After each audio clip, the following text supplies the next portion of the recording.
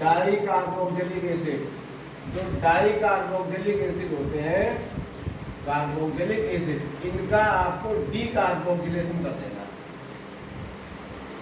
D carboxylation का मतलब विकार्बोक्सिलीकरण, विकार्बोक्सिलीकरण, विकार्बोक्सिलीकरण किसके विकार्बोक्सिलीकरण किसका करना है? डाई कार्बोक्सिलिक एसिड, यानी di carboxylic acid, di carboxylic acid का, डाई कार्बोक्सिलिक एसिडों का आपको क्या कर देना है? विकार्बोक्सिलीकरण करना है। क्या करना? विकार्बोक्सिलीकरण, विकार्बोक्सिलीकरण, विकार्बोक्सिलीकरण करना है। मतलब आपको यहाँ से क्या करना है कि जो कार्बोक्सिलिक एसिड होगा डाई वाला, उसमें आपको एक कार्बोक्सिलिक हटा देना है और बी माने क्या होता है? अलग कर देना। कार्बोक्सिलेशन मतलब CO2 गैस बाहर निकालना है। CO2 गैस आप बाहर निकाल दोगे, आपका एसिड बन जाएगा। इसमें आपको एक बात ध्यान रखनी है, मेन बात ये कि जो डाई कार्बोक्सिलिक आप एसिड लेंगे, उसमें जितने भी आपने कार्बन शामिल किए होंगे, जितने भी कार्बन शामिल किए होंगे, तो जो उससे कार्बन उसका करेंगे विकार्बोक्सिलीकरण, उससे जो कार्बोक्सिलिक एसिड बनेगा वो एक कार्बन कम होगा। यानी जो आपने लिया है डाई कार्बोक्सिलिक एसिड, तो इससे जो मोनो कार्बोक्सिलिक एसिड बनेगा वो एक कार्बन कम का होगा। क्या होगा? एक कम कार्बन का आपका एसिड जनरेट होगा, एक कम कार्बन का। जैसे मान लो हमने लिया RC, भाई विकार्बोक्सिलीकरण करना किसका? डाई का। तो ऐसे लिखो, डाई का मतलब दो कार्बोक्सिलिक हमने ले लिए। कितने ले लिए? 2 कार्बोक्सिलिक ले लिए। और यहाँ हमने लिखा CH और R, ये हमने ले लिया आपका क्या? डाई कार्बोक्सिलिक एसिड है ये, इसमें 2 कार्बोक्सिलिक शामिल है। तो अब इसका जब आप डिकार्बोक्सिलेशन करेंगे तो यहाँ से एक आपको CO2 रिमूव कर देंगे, एक CO2 हटा दो। एक CO2 जब हट गई यहाँ से तो यह आपके यहाँ जुड़ जाएगा। क्या बन जाएगा? RCH2, और यहाँ से क्या हो जाएगा? COOH। ये बन गया आपका मोनोकार्बोक्सिलिक एसिड। क्या बना? Monocarboxylic acid. तो मोनोकार्बोक्सिलिक एसिड हमने ऐसे बना लिया। याद आपको ये रखना है कि इसमें जो भी आप कार्बोक्सिलिक एसिड लेंगे, उससे जो मोनोकार्बोक्सिलिक बनेगा उसमें कार्बन की संख्या एक कम होगी। देखो यहाँ कितने कार्बन है? 1 2 3। यहाँ कितने कार्बन? 1 2। R को हमने काउंट नहीं किया। अब यहाँ पे मान लीजिएगा हमने कोई ये लिया, और इससे देखो आप, जिससे डाई कार्बोक्सिलिक है, यहाँ पे मान लीजिए हमने ऑक्जेलिक एसिड ले लिया, COOH और COOH। ये क्या है आपका? ऑक्जेलिक एसिड है। ये भी डाई कार्बोक्सिलिक है, जो 2 कार्बोक्सिलिक जुड़े। इससे भी आप क्या करो? एक CO2 रिमूव करा दो। क्या बन जाएगा? HCOOH। ये क्या बन गया आपका?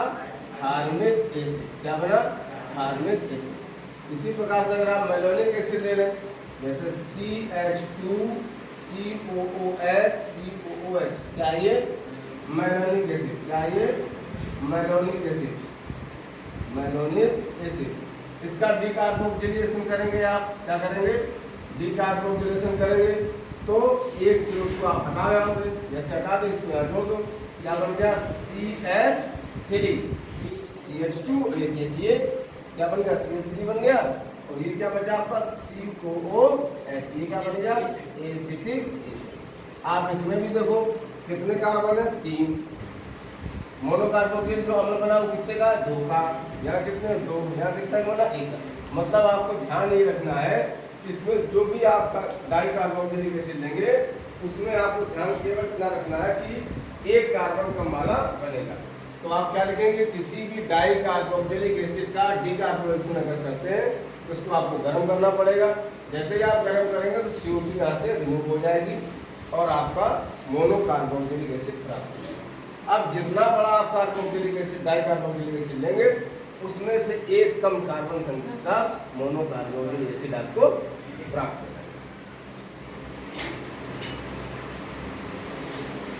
मोनोकार्बोक्सिलिक अम्ल बनाने की जो हमने परिभाषा आपको बताई थी, हमने कहा था कि एल्केनों के तृतीय ऑक्सीकरण उत्पाद होते हैं मोनोकार्बोक्सिलिक, बताया था ना। तो यहाँ पे आप ऑक्सीकरण कर दो किसका, हायर एल्केन्स का। हायर एल्केन का मतलब है ऊंचे एल्केन, बड़े अणुभार वाले। उन एल्केनों को आप ले लो, उनका मैग्नीज एसीटेट या स्टीरेट आदि के साथ में 120 डिग्री सेंटीग्रेड पर उनको आप गर्म कर दीजिए, वायु के द्वारा उनका ऑक्सीकरण करा दो। तो हेडिंग हो गई by the oxidation, by the oxidation of higher hydrocarbon. और कौन से हाइड्रोकार्बन? हाइड्रोकार्बन में हम एल्केन की बात कर रहे हैं। किसकी बात कर रहे हैं? एल्केन, यानी by the oxidation of higher alkanes, जो बड़े एल्केन है उनका ऑक्सीडेशन कर दो 120 डिग्री सेंटीग्रेड पर, 120 डिग्री सेंटीग्रेड पर एयर के द्वारा, वायु के द्वारा इसका क्या कर दो, ऑक्सीकरण कर दो। क्या कर दो? ऑक्सीकरण। ठीक, जैसे हमने लिया RCH3 दो का गुणा कर लिया, बड़ा ले लिया। ठीक, अब इसका करना हम लोगों को ऑक्सीजन 3O2 के द्वारा कर देंगे ऑक्सीडेशन, वायु के द्वारा। और यहाँ पे हमने ले लिया मैग्नीज एसीटेट। क्या लेंगे इसमें? Manganese acetate.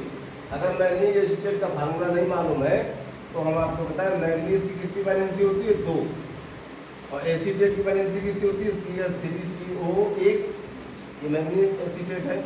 लेकिन आपको पता होना चाहिए कि जो आपका एसिड होता है, जैसे ऑर्गेनिक एसिड हो या आपका ये एस्टिक एसिड हो, यहाँ से H यहाँ से निकलता है, तो ये वाला पार्ट पहले जुड़ता है। तो यहाँ से क्या हो जाएगा?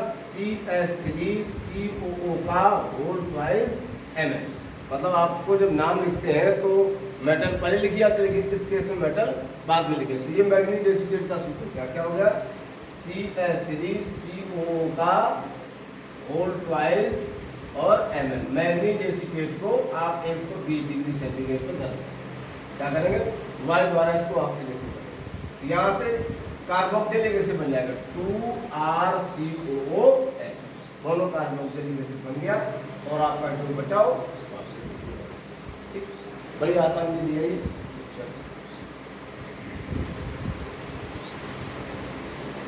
By the hydrolysis, by the hydrolysis, जल अपघटन कर दो किसका? Hydrolysis, by the hydrolysis of lipids. Lipids जानते हो? बसा, बसी हमने कहते हैं लिपिड। लिपिड क्या होते हैं? बसा, ट्राइएस्टर होते हैं। क्या होते हैं? ट्राइएस्टर।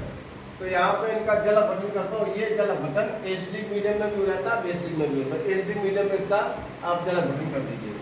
तो कोई ट्राइएस्टर लो, एस्टर का मतलब क्या होता है? OCOR, ये तो एस्टर होता है, ये तो एस्टर होता है। ट्राइएस्टर क्या होता है?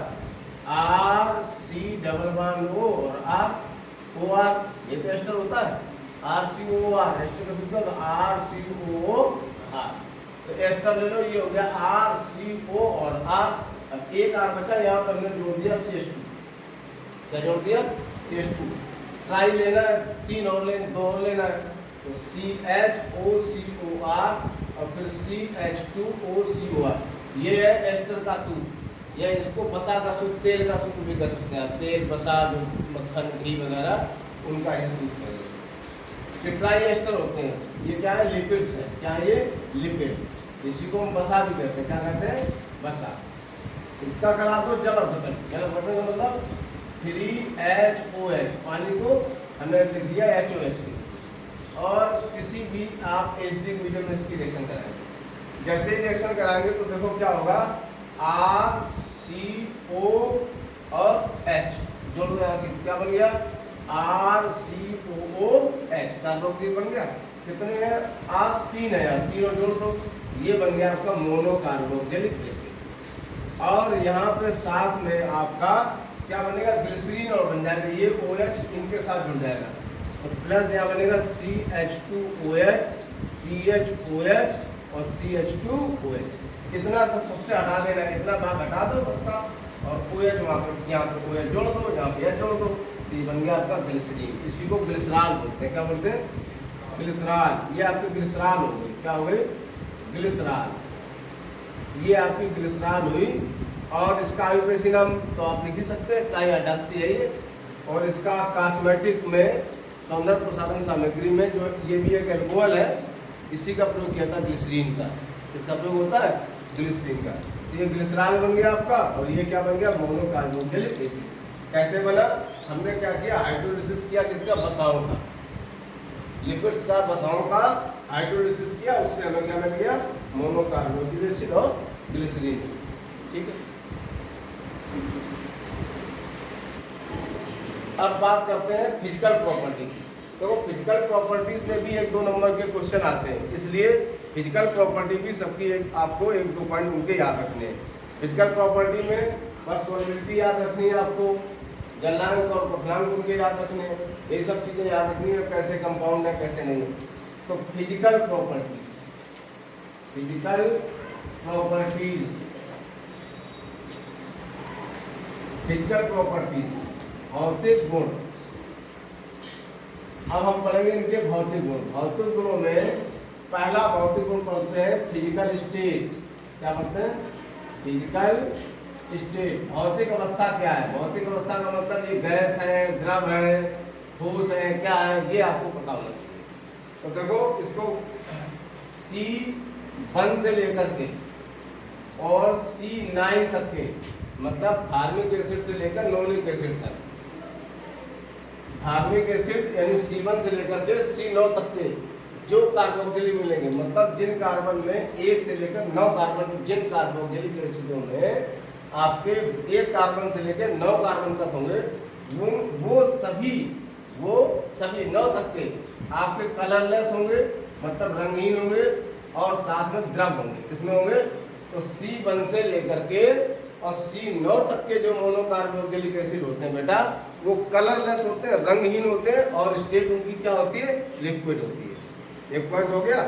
दूसरी बात, इनसे बड़े, मतलब आप बड़े, जैसे जैसे इनका मोलर मास बढ़ता जाएगा, मतलब जैसे जैसे इसमें कार्बन बढ़ती जाएगी, तो जैसे जैसे इनका मोलर मास बढ़ता जाएगा, mm का मतलब मोलर मास, अणुभार बढ़ता जाएगा, बड़े बड़े अणु आते जाएंगे, वैसे ये आपके मोम सदृश ठोस हो जाएंगे। मोम जैसे जो मोम होती ना, मोम सदृश ठोस, क्या हो जाएंगे, मोम सदृश ठोस हो जाएंगे। दूसरी बात और बता दें, इनकी ऑर्डर बता दें आपको, क्या बता दें, ऑर्डर। इनकी जो गंध होगी, जो C1 से लेकर के C9 तक के, इनमें से जो प्रारंभिक आपके फार्मिक एसिड, एस्टिक एसिड वगैरह है, इनमें 3 तक में प्रोपेनिक, इनमें तीक्ष्ण गंध आती है। कैसी आती है, बहुत साफ इनकी ऑर्डर होती है, तीक्ष्ण गंध आती है।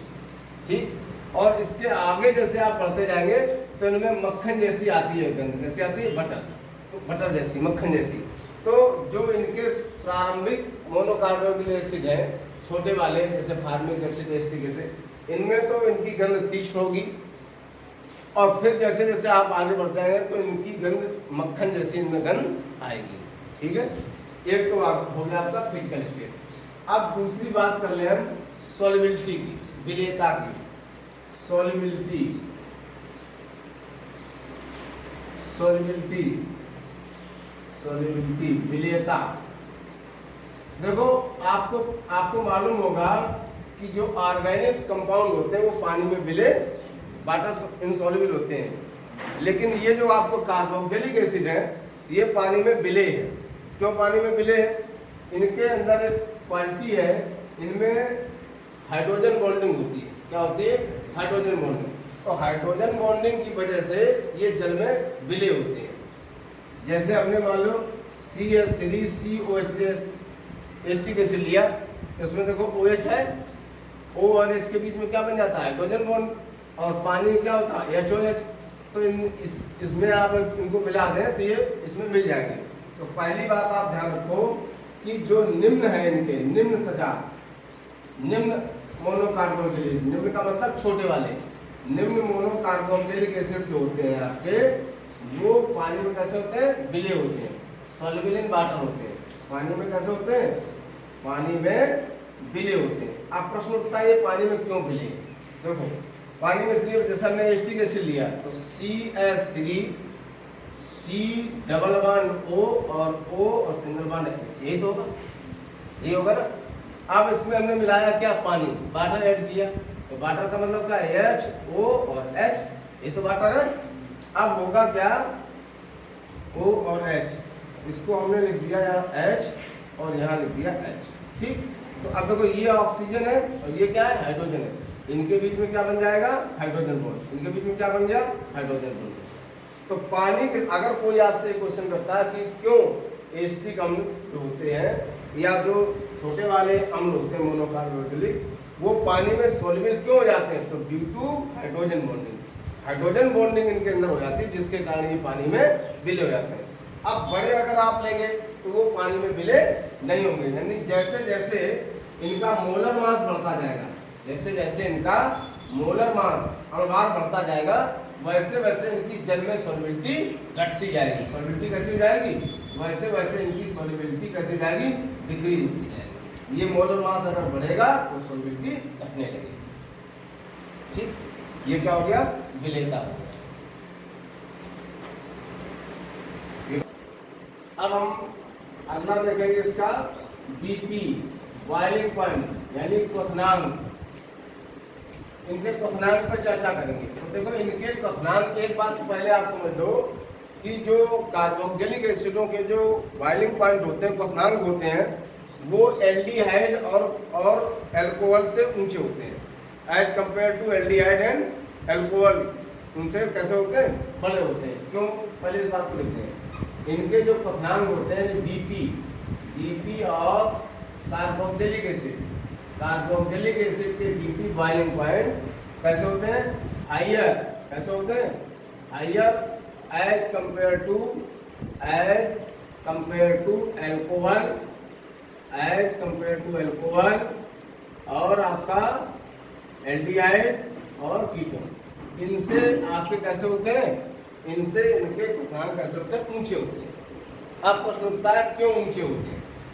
तो देखो इनके क्वथनांक इसलिए ऊंचे होते हैं क्योंकि इनमें जो है इंट्रा मॉलिक्यूलर हाइड्रोजन बॉन्ड पाए जाते हैं। इंट्रा वाले अंतरा अणु क्या होते हैं, अंतरा अणु हाइड्रोजन बॉन्ड, अंतरा अणु हाइड्रोजन बॉन्ड पाया जाता है, जिसके कारण ये द्वितीयांक के रूप में होते हैं, डाइमर के रूप में। किसके होते हैं, डाइमर बना लेते हैं। क्या बना लेते हैं, डाइमर।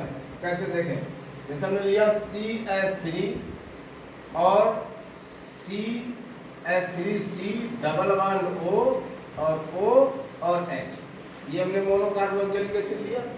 दूसरा हमने फिर लिया एक मोनोकार्बोक्सिलिक, उल्टा करके लिख दो तो H3C या CH3 डबल बॉन्ड O और देन H, दो एसिड हमने ले लिए।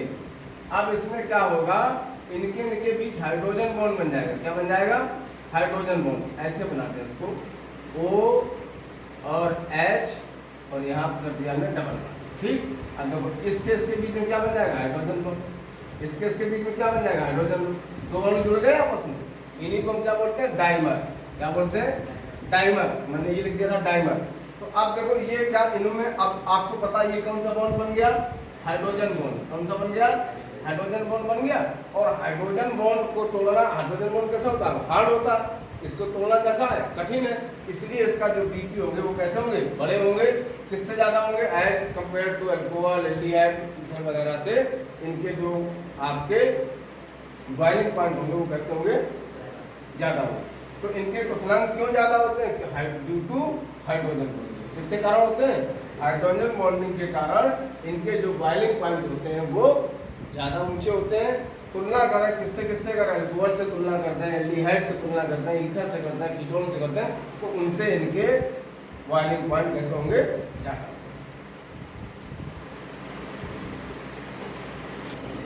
अब चर्चा कर लेते हैं मेल्टिंग पॉइंट पर, MP पर।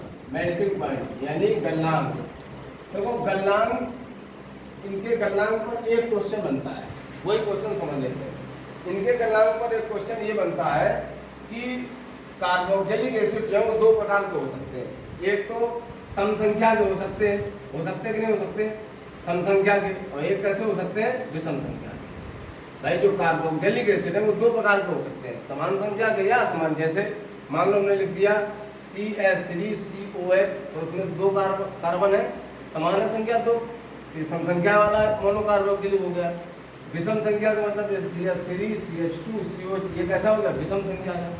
तो इस पे क्वेश्चन केवल एक ये आता है कि क्या कारण है, जो सम संख्या वाले होते हैं उनके गलनांक ऊंचे होते हैं और विषम संख्या वालों के गलनांक कैसे होते हैं, लो होते हैं। जो सम संख्या वाले आपके कार्बोक्सिलिक हैं उनके गलनांक कैसे होते हैं? हाई होते हैं। कैसे होते हैं? ऊंचे। और इनके कैसे होते हैं? लो। तो यही पूछ दिया जाता क्वेश्चन कि इसके हाई क्यों, इसका लो क्यों। तो देखो बढ़िया से आपको बात बता दें, इसमें एक अल्टरनेशन इफेक्ट होता है, उसके कारण जो सम संख्या वाले होते हैं उनके गलनांक हो जाते हैं ऊंचे, और जो विषम संख्या उनके गलनांक हो जाते हैं नीचे। अब इस बात को आप नहीं समझेंगे, तो इस बात को ऐसे समझ लीजिए, एक होती है संकुलन क्षमता, यानी इनकी पैकिंग क्षमता। तो जो सम संख्या वाले होते हैं इनकी पैकिंग अच्छी होती है। क्या अच्छी होती है? पैकिंग। मतलब इनके जो जालक होते हैं लैटिस, उनकी पैकिंग बढ़िया होती है। जैसे मान लीजिए ये आपके दो है, तो इनको अगर ये ऐसे ऐसे कर दिया, जालक बन गया जालक टाइप का, तो जिनका जालक ज़्यादा मजबूत होगा उनको तोड़ने में आपको दिक्कत होगी। तो जो समान संख्या वाले कार्बोक्सिलिक होते हैं उनके जालक कैसे होते हैं? दृढ़ होते हैं, रिजिड होते हैं। जैसे मान लीजिए हमने कार्बन लिया CH3, CH2, CH2, COL, ये समान संख्या है, तो इनका जो जालक बनेगा, लैटिस जो बनेगा, वो कैसा होगा? रिजिड होगा। कैसा होगा? रिजिड, यानी दृढ़, मजबूत होगा। कैसा होगा? मजबूत। तो जब मजबूत जालक इनका है, यानी पैकिंग क्षमता इनकी अच्छी है, तो जब पैकिंग मजबूत है इसकी, तो आपको हटाने में क्या पड़ेगी? दिक्कत पड़ेगी। और जो विषम संख्या वाले होते हैं उनके रिजिड नहीं होते हैं, मतलब उनकी पैकिंग जो होती है वो अच्छी नहीं होती, लूज पैकिंग होती है। कैसी होती है? लूज पैकिंग होती है। जैसे विषम संख्या CH3, CH2, CH2 और CH2, 1, 2, 3, 4 और 5, ये आपका विषम संख्या है, तो इसकी लूज पैकिंग होगी। कैसी होगी? लूज पैकिंग होगी। कैसी होगी? Loose packing. तो यानी ढीली पैकिंग मान लो आप, ये ढीली पैकिंग होगी। तो अगर कोई आपको सामान उठाना है, एक ढीली पैकिंग का सामान को जल्दी तो उठा लेंगे आप, और क्लोज पैकिंग का है तो उसको उठाने में आपको ताकत दिखानी पड़ेगी। तो बस इसमें यही क्वेश्चन आता है कि जो सम संख्या वाले जो आपके कार्बोक्सिलिक होते हैं वो कैसे होते हैं? उनका गलनांक कैसा होता है? ऊंचा होता है।